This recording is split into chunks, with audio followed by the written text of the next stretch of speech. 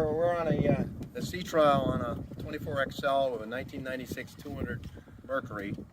Decided to make this video just to give an example of what can go wrong when the wrong person works on a boat. It wasn't the owner of this boat, unfortunately. He bought the boat used, didn't know how to look at it. First problem we found was he had horrible shifting, where it would go into gear with a little bit of throttle, took out the lower unit, so we fixed that. We also discovered as we worked on it, we had a Yamaha control box hooked to a Mercury. That was a big part of the problem. His cables needed to be replaced. We did that too. We almost had to because the previous owner had modified the cables to fit the Yamaha control box to hook to the Mercury, which is not something to be done. He also had a crimped fuel line where it goes into the cover like here. And he wasn't getting fuel, which can lean out a motor. Fortunately, this motor did not pop. This motor runs excellent. We'll start it for you during the video.